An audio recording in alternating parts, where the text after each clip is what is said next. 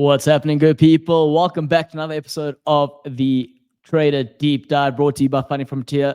I am your host, Claudio Barreiro, aka Cloudy for short. And for those of you who don't know what the Trader Deep Dive is, it is a show where Funny Frontier takes its most successful traders and provides them with a platform to talk about their strategies and share their experiences in the hope that others follow in their footsteps. And of course, today we're doing something unprecedented. We have a returning guest, and this is down to the fact that they've been so successful, they're just getting some more and more and more profits, and they're back for more. So I'm super excited to welcome this gentleman back because I had such a good first chat with him.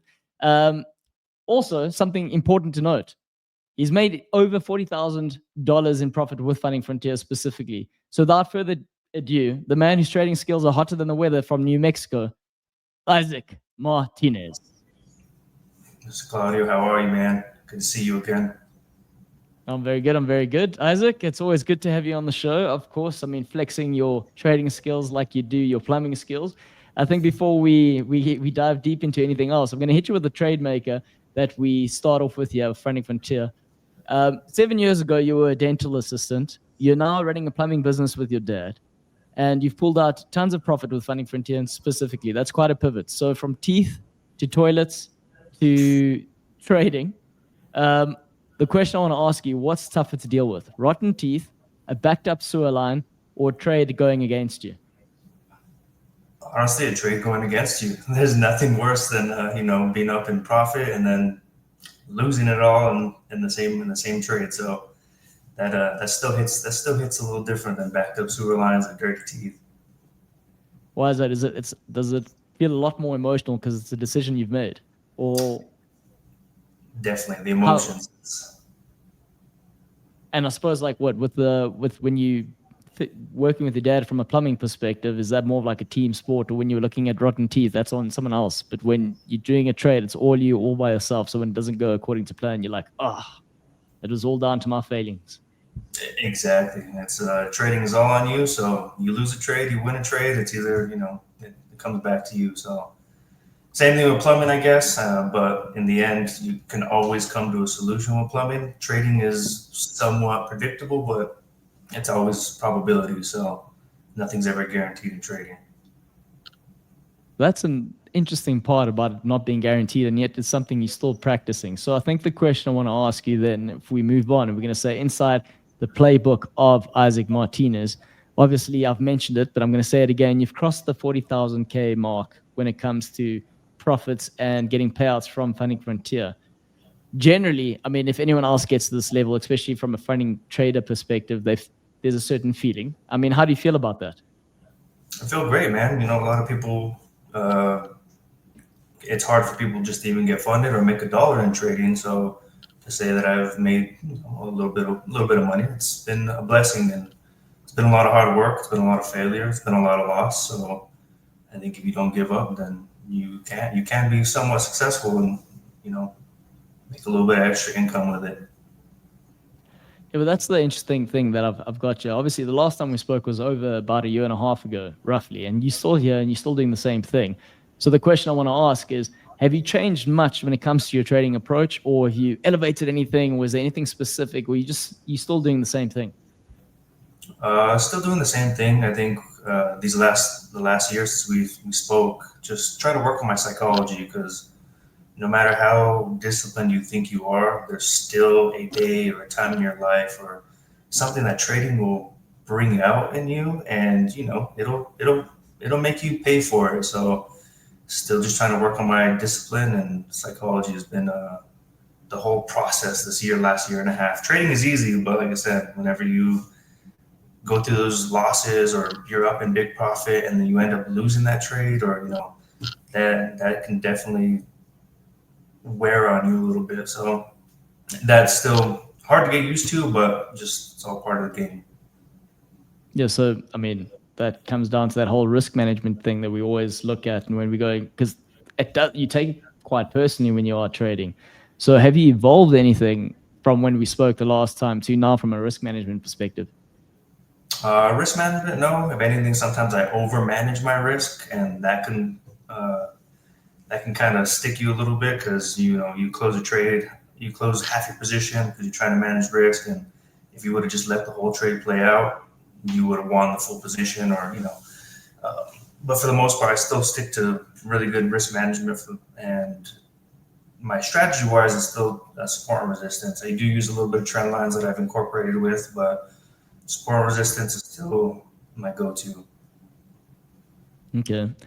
I think with regards to the whole support and resistance and the over risk management, I think that's quite interesting when you consider the fact that you've gone down the scalp trading route. You're taking 3 to 5 trades a day and you're applying these sort of strategies. I mean, what is the antithesis of being, so if I'm going to be like, I'm over cautious about something, and you're talking about pairing that with psychology, and it's something specifically that you're working on, how do you go back to the point and say, I've overdone that, and I need to correct that. If I'm being overcautious, how do I let my reins down a little bit? Maybe I should have gone more. Do you journal, or what else are you doing in terms of managing that psychology aspect?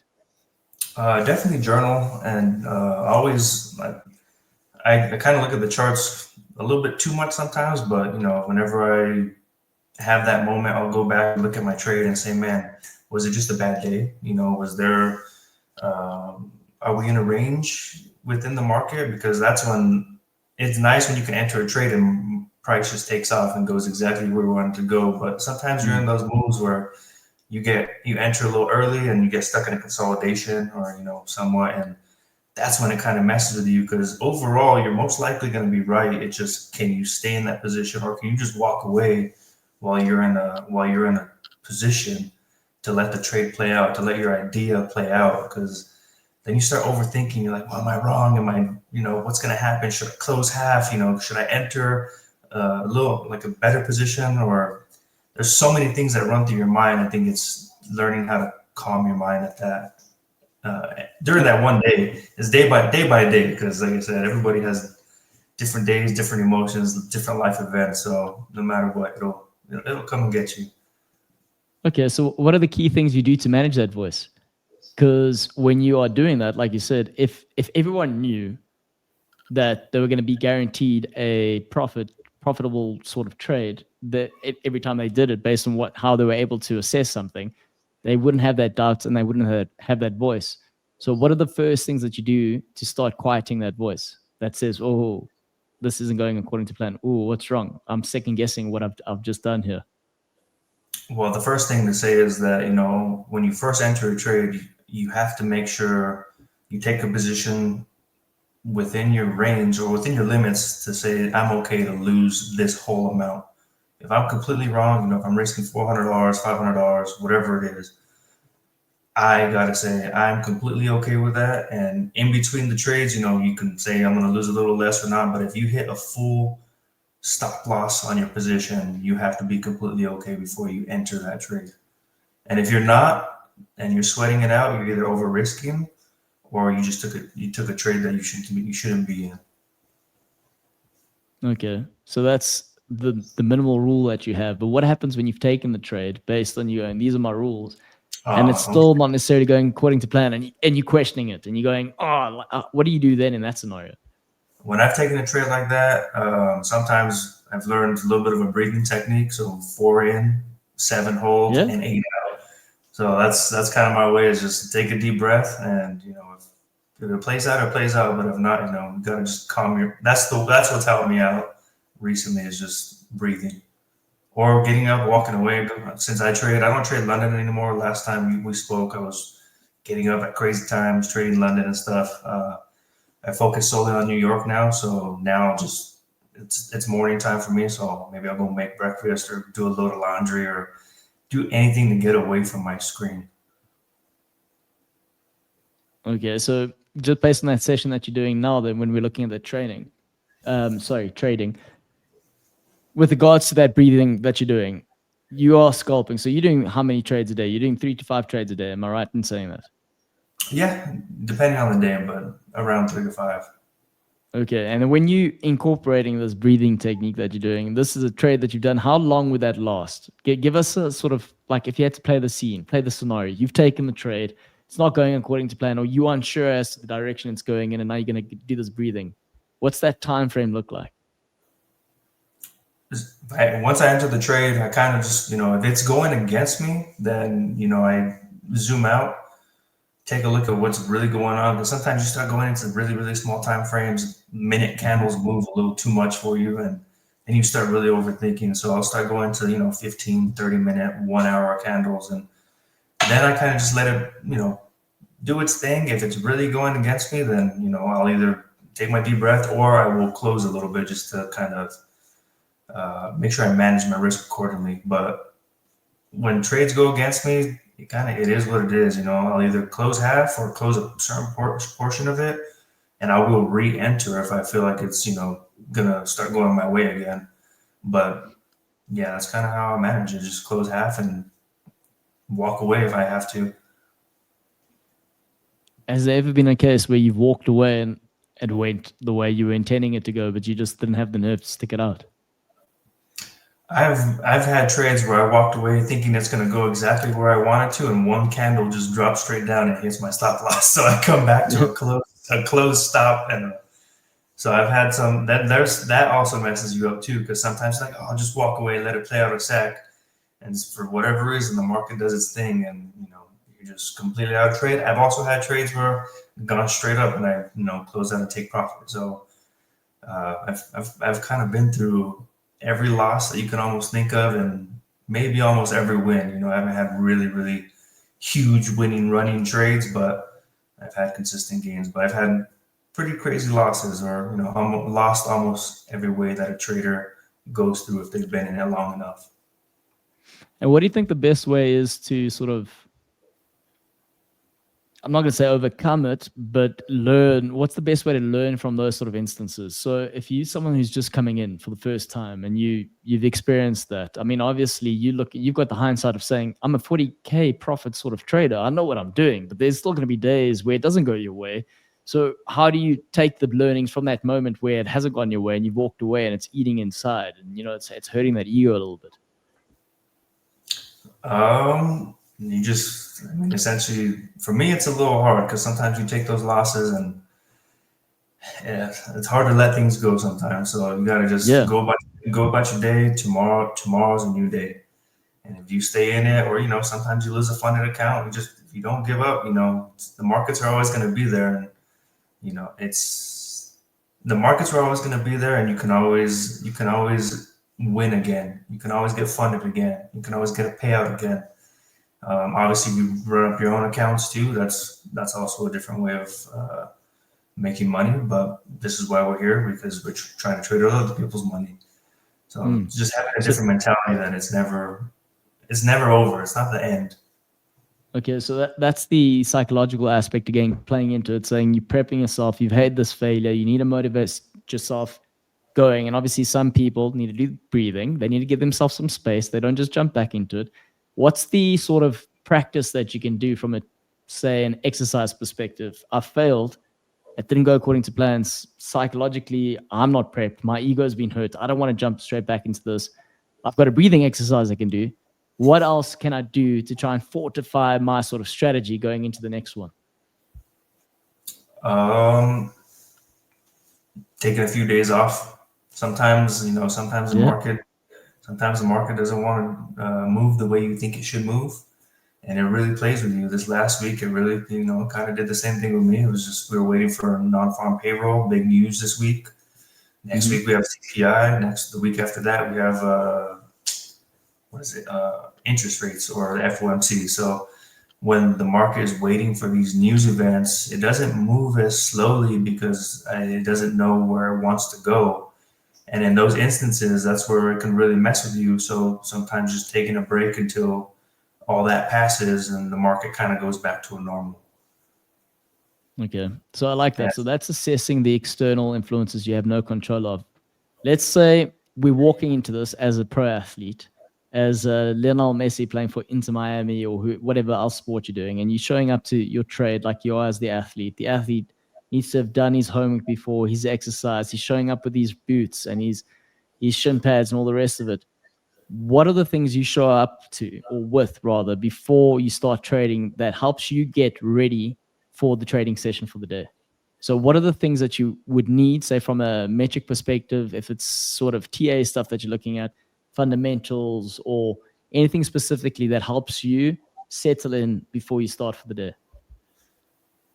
Like a pre-ritual, would you say? Is that what you're trying to ask? Yeah, let's go pre-ritual. You just summed that up. You made it so succinct. I gave this long-winded thing and you just said pre-ritual. That's what I'm looking for. What is your pre-ritual that helps you get into the zone? I mean, in all honesty, I think it's just I have a love for trading and a love for learning the market. So I don't have one. I'm not one of those people who wakes up and I pretty much wake up, roll out of bed, and I come straight to my office and make a cup of coffee, drink a little bit of water.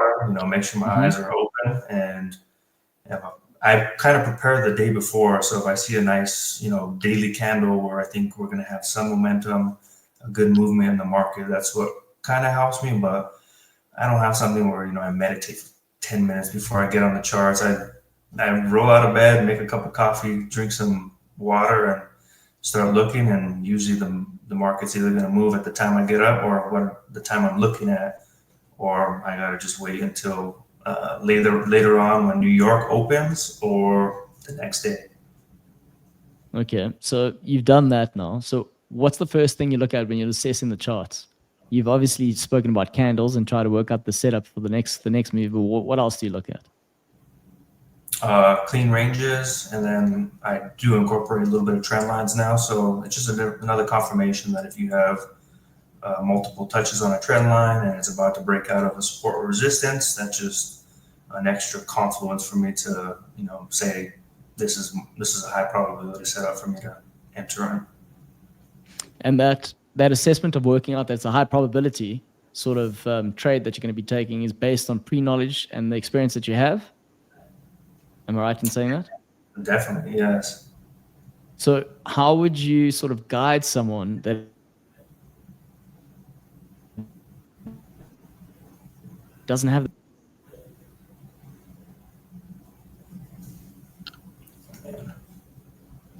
Hold on, say that one more time. Sorry, Claudio. I think I lost a little bit of connection there. Well, no worries. I said so you're working out the probability of your trade based on everything you'd know, based on your experience that you've done and the sort of things that you're looking at.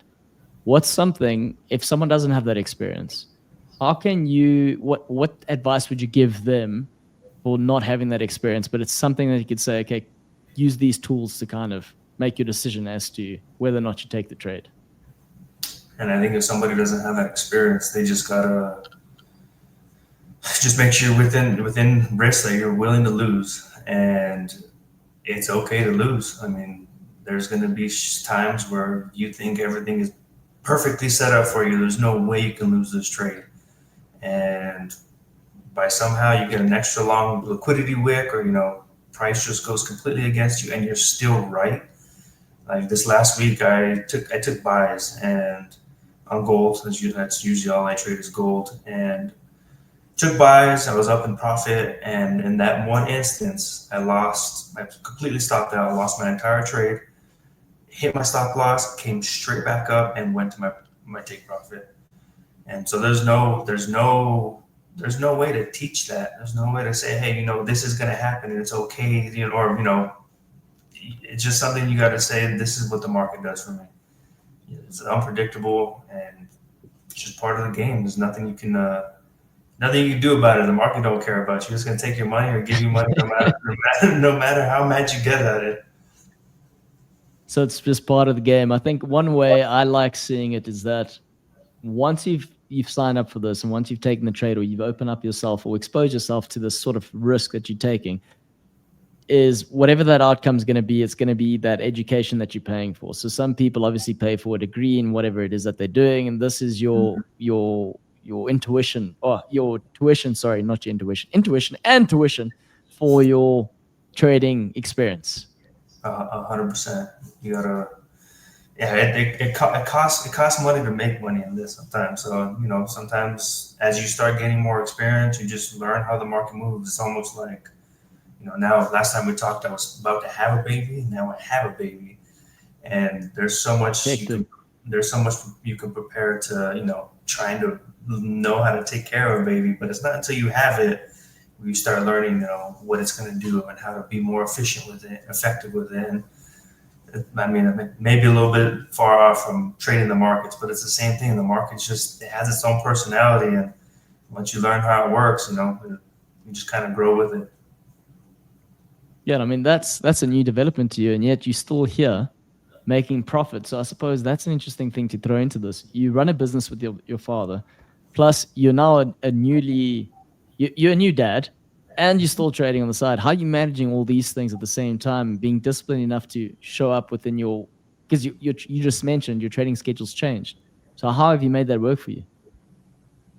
I just had to find a routine, man. I got to take care of my family. So I think obviously waking up in the middle of the morning or middle of the night, uh, couldn't do it. It was just kind of getting to my psychology where that lack of sleep was a little rough. So found a way. New York session and London session move similar, but New York can be a little bit rough. So I think just learning how to navigate it, when to trade and when not to trade with it, and definitely there's a lot more news during that time, and that's what really affects it. London, there is news, but not news that affects the USD, obviously. So just trying to navigate that, and just I gotta take care of my wife and my baby. So I didn't really have an option to fail, but so I didn't want to give up, and I'm still here. So must be for a reason. So I mean, my next question is going to be what keeps you motivated and keeps you improving. But the obvious answer is your Yeah. wife and your baby just keep you going. But when you're comparing the New York session and the London session, you're obviously saying that be cognizant of the fact when you go down the New York route, it's a lot more volatile based on the news that comes out. Well, and also too, you can't trade news with prop firms, or you can't trade 5 minutes before or 5 minutes after on high impact news. So being wary of that, because the market could not want to move before a news event, and the only time it does move is when the news comes out. So knowing that you can't do that because you violate a rule, you're no longer funded, or you can do it within your first phases, but when you're funded, you can't do it. So So then how do learning. you, Oh, go ahead. yeah? No, So no, no. do That's what was my next question is how do you, I mean, you know that that's part of the setup of being a funded trader. How do you manage that? Because that's quite a tricky thing to be doing. you learn when the market moves. The market can have moves before news, or you just wait till after, and you can catch a move after news. You just learning the environment you're in. Okay. Again, like what you're very good at, Isaac, is making this seem, you say it with such calmness, and it kind of makes anyone believe that it's that easy. You just learn it. Obviously, we know, like, especially when you're a day trader or a scalper, there's a lot happening and you're taking 3 to 4 trades. So there's at every given second, you're analyzing a lot and you've got to have conviction in terms of what you're doing before you've made that trade. So you've got to be somewhat strategic. Has there ever been a time, is there anything you've done prior to all of this stuff that made you think a certain way that made you good at trading? Um, I think well, I don't know. I can't say there's one thing. I think I didn't want to give up. I haven't given up. I think I've been through things with trading that most people would probably say I'm done with this. I've lost tons of money. I've made a lot of money, not just with Funding Frontier, but with my own personal accounts. And I've lost in every single way. Kind of what we talked about previously, but I just think in my head, I see the potential in this, and I've experienced the potential, and just something deep down inside of me, I can't give up on it. So is that that willingness to persevere and want to be successful, is that something that is innate throughout your entire lifetime, or is that something you've developed as you've continued, or is it something specific towards trading, having that desire, that willingness to want to keep pushing through? I think it's something just overall, maybe innate. I think I have that same thing with my business. I had the same thing with kind of any job that I've done, or anytime I put my mind to something, I will try to make sure I follow through with it. And there is obviously also a time where I say maybe enough is enough, or but something with trading, it just always come back to me. And I mean, I've been doing it for years, and yeah, so I think it's just something inside of me. It's a mental thing, I guess, that I want to be successful with it, and with everything else too. It's just one thing that happened to be in my life. So do you think that trading helps you be successful in other areas of your life? Because this is a form of discipline I'm practicing here, and it keeps me honest based on how brutal it can be at times. So I know maybe in other areas I actually feel like I've got more control, or is it the case of I'm actually good in these areas, I'm aspiring for more, and this is the outlet where I can potentially do that, even though I know the risk is far greater. I think it goes hand in hand. My running a business with my dad and my family actually. So my wife and my mom also work with me. So us, how we all kind of have been within business has helped me within trading, and with trading, learning trading on my own has helped me within my business. So everything is, yeah, it's just gone hand in hand with me. So I think it's kind of all blended together. Can you unpack that a little bit and provide more detail? How has the business helped you trading, and how's the trading helps you with business? Well, the trading has helped my business because of discipline. Obviously, there's ups and downs in business, and learning how to manage your money within a business is very helpful so you can stay in business. And learning how to, with my business, learning how to be a business owner was the same thing as, you got to keep that money and got to stay alive to stay in business. Is the same thing with trading, keeping your account alive and just trying to stay in the game. When good times are good, it's really good. When times are, a little slow or markets are rough, you got to know how to navigate it and push through, because in the end, you got to stay alive. Well, I love that, because the more I interview people, especially down this funded traded route, or more I speak to people who do trading, there's a certain persona that's attached to this. And I think you're a good case of going, you do the business with your family. There's obviously team involvement, but running a business is stressful in itself, and there's a certain risk attached to that. And this kind of supplements that together, where you need to have, to your point, you need to have appetite, you need to have desire, you need to want to be successful in these areas, and they go hand in hand. I think, Isaac, from the next thing I want to be speaking about, we providing advice for people listening for the first time. For traders who are still working towards their first funded payout, what advice would you give them? If you're working towards your first payout, I think what you need to do is take it slow. Don't rush the process. It's a lot. It's easy. It's easy to get. Well, let me correct myself. You can get funded, by risking a lot of money and, getting that 7.5% with Funding Frontier and the 5% after that. But if you do that on a funded account, you don't follow the rules.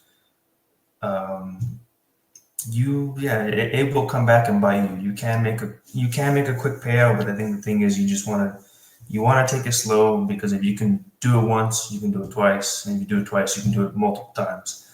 And just finding a groove. I know there are some people that you can risk a lot of money, make a lot of money real quick, but then you lose it. And I've personally been through it where I've been able to get funded very quickly, and I can't even reach a payout. This was, the beginning of my journey, and now just taking it slow. Just, I think, finding something other than trading in your life that you don't depend on to make the money from a payout, just, pay your bills or anything like that. I think having my business and having a good business has taken the weight off my shoulders for me to be a little more patient with trading. Because a lot of people are like, oh, I want to make money. I want to make money. And yes, who doesn't want to make money? But I think the thing is to just take a step back and say that, it's going to take some time. And if I'm willing to put that time in, it's going to be worth it.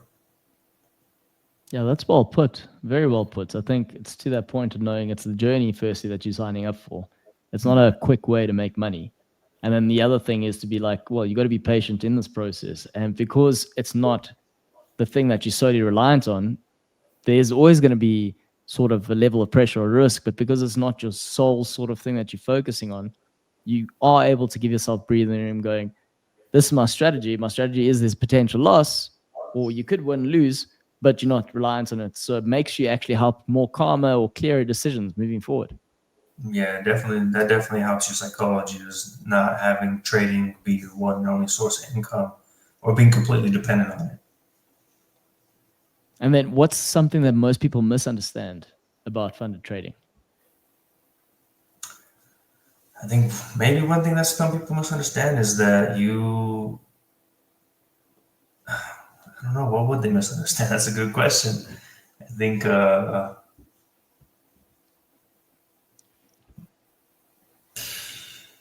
thinking that it's easy to get funded. It's making 12% just to get funded, and then having to make a percentage on top of that. That's it's not an easy task unless you're over risking. And there are rules to help. I mean, I don't know if I really say to help, but to prevent over bad trading. You have a 2% max risk rule now. You have a certain max drawdown for the day. You have a max drawdown for the overall.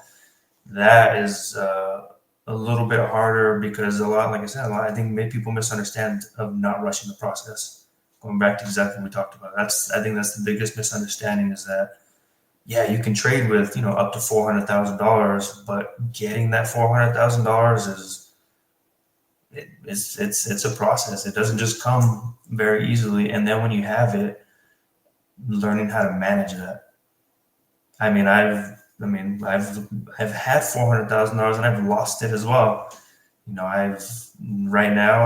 With Funding Frontier, I had passed two of the challenges these last couple, say, month or so, and one of them they caught me for breaking. There was one rule that I had broke. Oh, maybe because I had over risked or hit the max risk the multiple times. So I was risking 2% because I try to hit for my challenges. I'll risk 1 to 2%. Sometimes I go 2%, and they caught me 3 times. And that's what they do their job. It's not to say nothing bad about it. It's just it was my fault. I broke the rules, and that was rushing the process as well. So going back to it, I have another funded account that I'm supposed to get my credentials for. So I lost one, and now I have another one coming. And I think just not rushing the process is all I can really accentuate on my point. Good. So again, just to reiterate, if you're here just to make a quick flip, it's probably not going to be the best solution for you. So then, Isaac, what I want to talk about now is more the Funding Frontier side, and this is the last segment in terms of where we're going with the show. Is what has your experience been like with Funding Frontier so far, and is there what stands out and compared to other prop firms out there? Well, for one, Funding Frontier allows U.S. citizens. It's hard to find a good prop firm that doesn't allow U.S. citizens. I have dabbled with some other prop firms. I stuck with Funding Frontier because liquidity is good. They have changed quite a few brokers, but overall the brokerages have been pretty decent. They had C-Trader, that was cool, but then they got rid of that. Dominion Markets, no matter where they have gone, they have been pretty consistent, I would say. And I think I can't really vouch for other prop firms. I haven't really dived too much into other ones or been so consistent with them. But Funding Frontier has been one of the consistent ones for me. So that's why I'm still here. Okay, then on that note, though, if you had to recommend Funding Frontier, why would you recommend them? If you had to. But of course, if you don't want to, that's also fine. I mean, you can say it right here. We'll just edit that out. I'm joking. We don't do that. We never do that. Well, let me tell you the truth here about Funding Frontier. No, I'm just kidding. Yeah. If I had I have other buddies who have traded, and if I recommend a prop firm, it's going to be Funding Frontier because for one, I'm comfortable with them. I know exactly how it works. I know how to buy challenges to them, communicate with them. Support can. It takes some time, but they do get back to you. But if I do have to recommend a prop firm, it's going to be Funding Frontier because, for one, they do accept U.S. citizens. They do have good platforms. They have MetaTrader 5, which is I've kind of always learned on it, and that is also hard to find as a U.S. citizen. And last and all, they pay out, so that's what really matters, right? That's the biggest thing, the payouts. I suppose in terms of knowing that this isn't some sort of Ponzi scheme or whatever, you've been paid out consistently, right? As and when you've been successful. And that has been one thing that is probably the main thing you need to be concerned with, correct? Yeah, 100%. I think there's probably some other prop firms. I've read some reviews on other prop firms that people do. However they write reviews, they can say they've reached payouts and never got paid out. And I think that would hit a little bit different than probably losing a bad trade.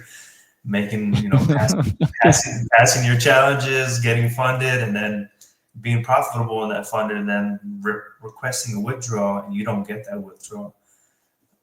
That's a whole different sort of journaling entry. It's got nothing to do with some back testing or helping you make your trade for the next one. I think, Isaac, we're pretty much wrapping the show up right now. Thank you so much for being a fantastic host. I think, what is next for you? Last time we spoke, you spoke about being the family being the main focus. You're now a dad. What's the next thing in terms of goals or plans? What are you working towards?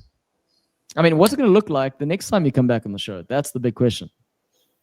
Well, hopefully I'll have full 400,000, and I won't be. It'll be a lot. I'll be way past 40,000. So that's the next goal.